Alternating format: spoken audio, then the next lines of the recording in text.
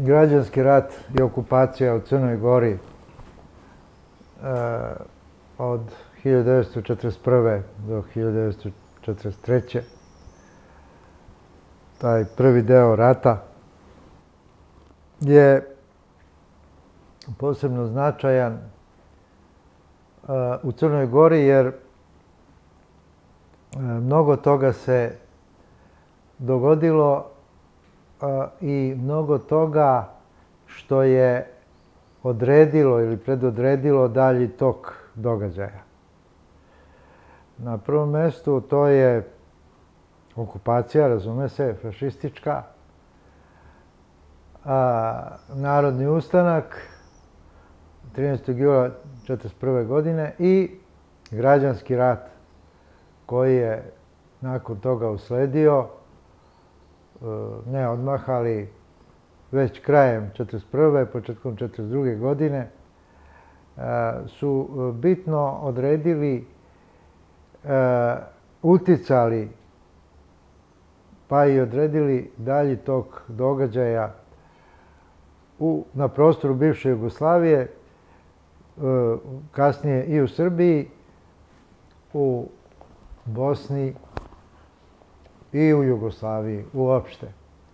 A to je bio građanski rat između dva pokreta otpora, Draže Mihajlovića, hronološki koji je prvi pokrenut kao pokret otpora, i Josipa Broza, partizana Komunističke partije Jugoslavije, koji su u početku sarađivali na prostoru u Srbiji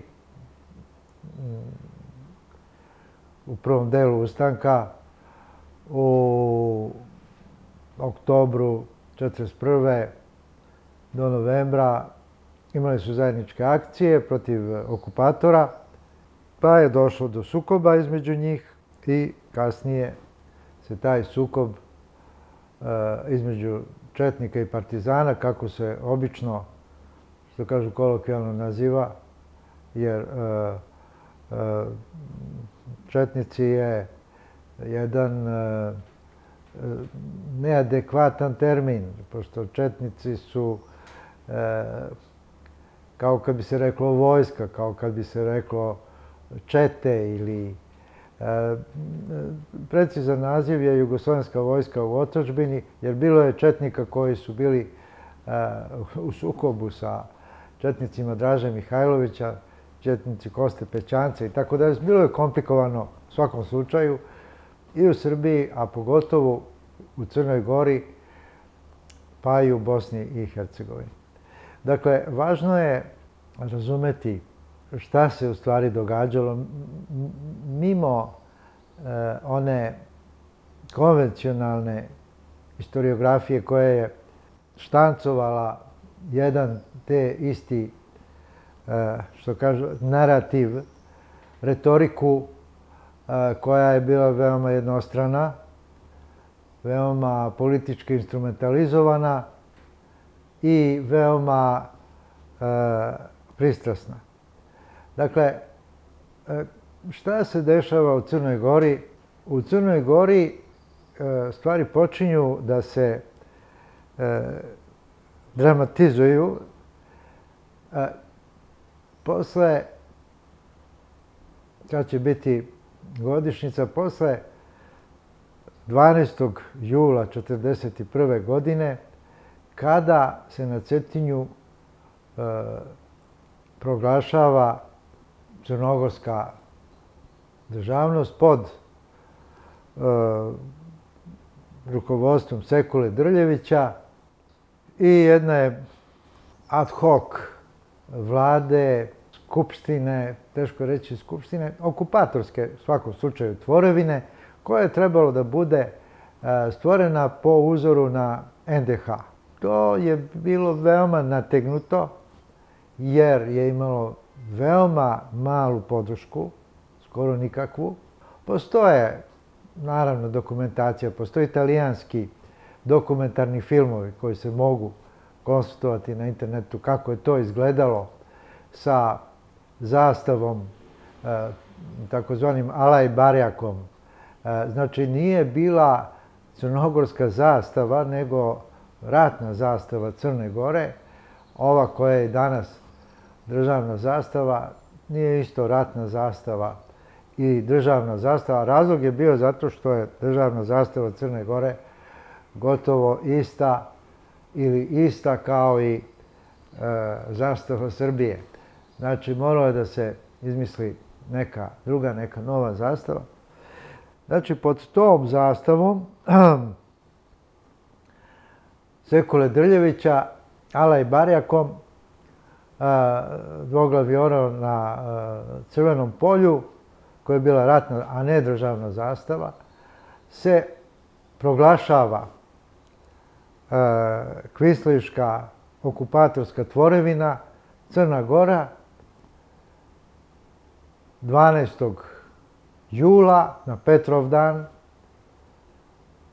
Sljedećeg dana, 13. jula, dolazi do opšte narodnog ustanka u Crnoj Gori. Narod Crne Gore, ogorčen proglašenjem te okupatorske tvorevine, ustaje na oružje, dolazi do opšteg ustanka, do borbi, do zauzimanja gotovo čitavog prostora Crne Gore, pa i nekih gradova, italijanski. To je bio ustanak protiv okupatora i protiv te okupatorske kvazi državne tvorevine, koja je, znači, trajala nepun dan, 24 sata. Ona je srušena, tako reći, istog dana, sljedećeg dana, praktično. I, naravno, borbi sa okupatorom, sa okupatorskom vojskom fašističke Italije. Potom dolazi do represije, do odmazde okupatora, do velikih zločina protiv civilnog stanovništva širom čitave Crne Gore. I od tada se razvija dalje borbe u Crnoj Gori, koje Komunistička partija Jugoslavije pod rukovodstvom Milovana Đilasa uporno nastoji da pretvori u komunističku boljševičku revoluciju, da zavede vlast komunističke partije. I u toj borbi u borbi, ratu u ratu, znači u prvoj instanci borba protiv okupatora, opštenarodna, stihijska, spontana, neorganizovana, komunistička partija nastoji da preuzme svoje vođstvo nad tim pokretom i da pod okriljem te borbe stvori boljševičku tvorevinu u Crnoj Gori. To nije išlo ni lako, to u stvari nije bilo moguće izvesti. Pre svega zbog otpora naroda u Crnoj Gori, koji je pružio otpor teroru koji je komunistička partija zavela u Crnoj Gori. Ubijani su ljudi sistematski, masovno, pod etiketom petokolonaša. Svi oni koji nisu, znači, prilazili komunističkoj partiji partizanima, bili su prozvani, etiketirani kao petokolonaši. To su bili uglavnom ugledni ljudi, činovnici, trgovci, imućniji seljaci, narodni prvaci, pravnici, profesori, oficiri. Oni su bili ubijani do te mere da je bilo bratstava koja su bila bukvalno satirana, kao, na primjer, Javkovići, Karadžići i drugi u Severnoj Crnoj Gori, u Durmitorskom, Drobnjačkom kraju i mnogi drugi. Teror je bio zaveden ne samo u Crnoj Gori, nego i u Sandžaku također. Nova Varoš, Bijelo Polje, to su nevjerovatnih razmjera zločini. Zatim, poznata je bila kasapnica, masovni zločini u Kolašinu za Božić 1942. godine, znači zima 1941. 1942. za Božić. Tu je bilo takvih zločina da ih je zaista teško opisati i mučno opisati. Takvih bukvalno kasapljenja, takvih zverskih zločina nad i mladima i starima i muškima, ženskima i nad stotinama ljudi. Smatra se da je negde oko 250-60 ljudi ubijeno i tada su oni bacani na gomilu i bacani u jame, pa je tu i neki pas razapet kao obeležje i tako su se nazvali pseća groblja. To su pseća groblja koja su model najpoznatiji je Kolašin, ali bilo ih je po celoj Crnoj Gori jame i groblja. To je bila jedna strahovlada, jedan teror kakav do tada nije bio poznat u krvavoj, inače, istoriji Crne Gore, tragičnoj, i ne samo Crne Gore, Hercegovine, Sandžaka. Dakle, to je bio teror koji je zavela komunistička partija na čelu sa Milovanom Đilasom, koji je bio politički odgovoran kao šef oblastnog komiteta Crne Gore, Sandžaka i Boke. On je politički bio odgovoran za te zločine. Osim njega, naravno, bilo je drugih odgovornih, ali među prvima je bio Moše Pijade kao prvi čovjek Durmitorske, zvane Durmitorske republike. To je bila slobodna teritorija, jedina slobodna teritorija koja je uspostavljena od strane partizana u tom periodu 1941-1942. godina,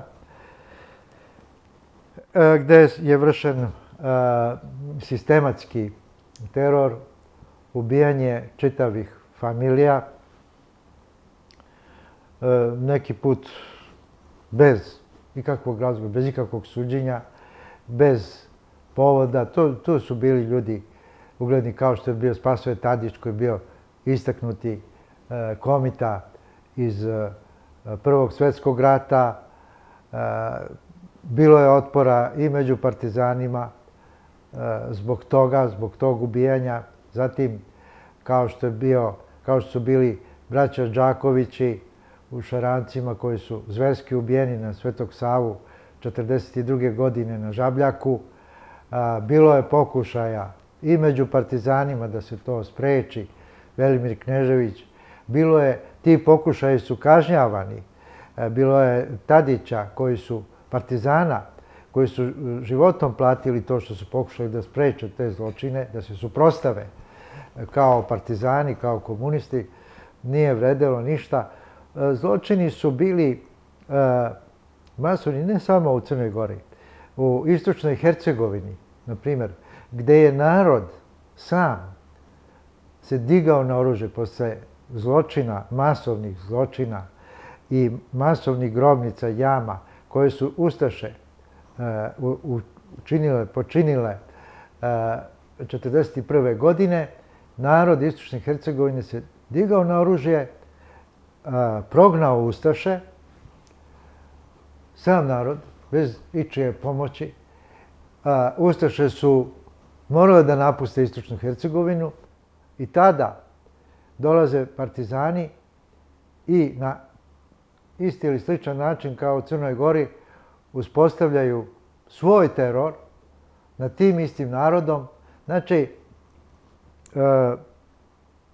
oslobodilačka borba protiv okupatora je bila samo izgovor, pokriće za revoluciju. To se može vidjeti i po izveštajima, po dokumentima, od kojih su mnogi objavljeni od strane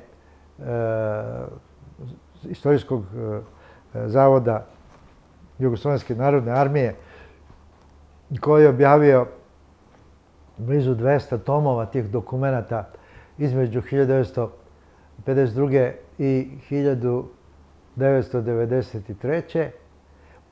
Kad se pogleda ta dokumentacija u Crnoj Gori, Hercegovini, može se na prvi pogled vidjeti, brojeći dokumente koje se odnose na borbe sa Italijanima, manje je tih borbi ili mnogo manje sa Italijanima, s okupatorom, nego borbi protiv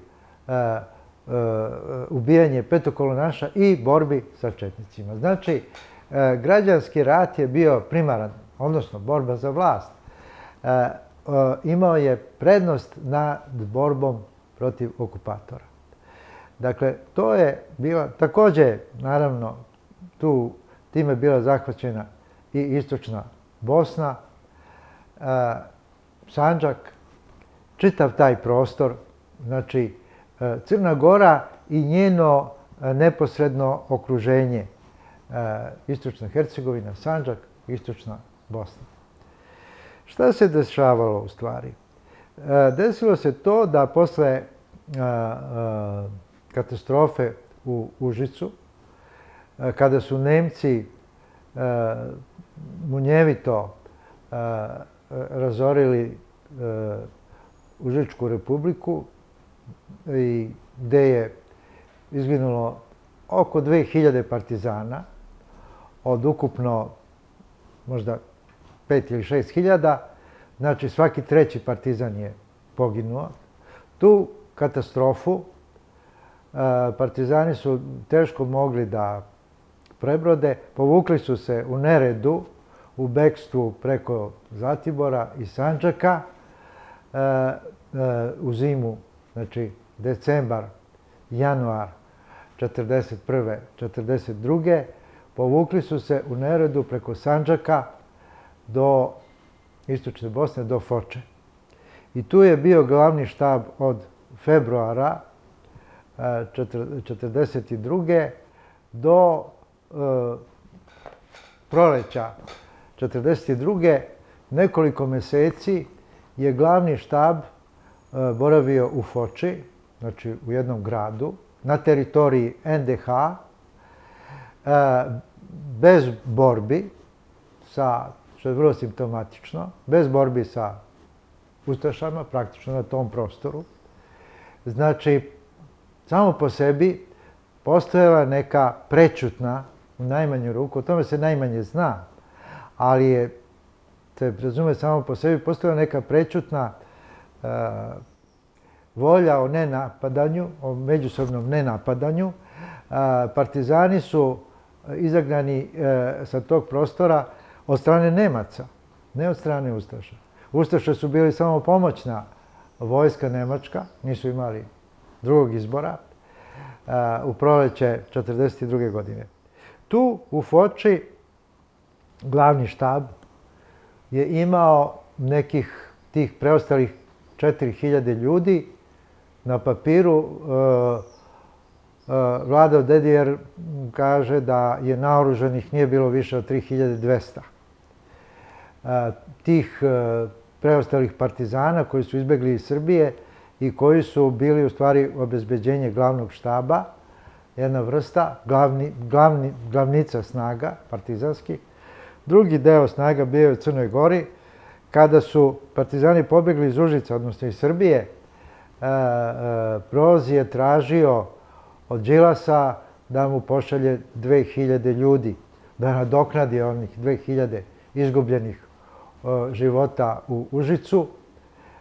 Od strane Nemaca Đilas nije to mogao da učini ili nije hteo, ali verovatno nije ni mogao, jer ti ustanici kojima su pokušavali partizani da silom ili milom, ali više silom rukovode, nisu hteli da idu od svojih kuća. Vrlo ih je teško bilo pokrenuti. Znači, nije moglo da obezbedi tih 2000 ljudi. Umjesto toga se desio napad neuspeli na Pljevlja, gde je pokrenut jedan deo tog ljudstva od ustanka iz Crne Gore da bi se oslobodila Pljevlja od italijanskog okupatora, ali to se završilo katastrofom sa nekih najmanje 600 mrtvih na strani partizana. Ta akcija nije bila dobro pripremljena, ona je bila stihijska, bilo je velikih otpora, nisu hteli ljudi da idu iz stare Crne Gore, recimo, bio je najvažniji i najviše su izginuli Lovćenski odredi i Šaranski odred sa leve obale Tare. Teško je bilo pokrenuti to ljudstvo. To su bile prvi meseci u stvari okupacije i borbe protiv okupatora i partizani nikada nisu u stvari mogli da urade ono što su hteli. Stalno se govori u izveštajima o potrebi obnove ustanka, o potrebi reaktivacije ustanka. Znači, ustanak u stvari nikada nije do kraja realizovan, do kraja instrumentalizovan, ali jesu masovni zločini koji su se dešavali dotle dok nije došlo do otpora. Prvo u Vasojevićima je došlo do organizovanog otpora protiv tog terora partizanskog i odatle je počela akcija borbe protiv partizana koja se završila u proleće 1942. godine njihovim izgonom iz Crne Gore. Iz Crne Gore, iz istočne Hercegovine, iz Sandžaka. Oficiri su Jugoslovenske kraljevske vojske pokrenuli taj ustanak protiv boljševičkog komunističkog terora i oni su uz podršku Italijana uspeli da izagnaju partizane u proleće, u junu 1942. godine, da ih prognaju iz Crne Gore. E sad, tu dolazi do jedne veoma složene situacije. Zašto? Jer različita je situacija bila u različitim delovima Crne Gore. To je jedno. Drugo, različiti su bili ti pokreti. U tom momentu, dok nisu izagnani partizani, bilo je jedno jedinstvo, može se reći, različitih frakcija u Crnoj Gori protiv partizana, kao reakcija na njihov teror.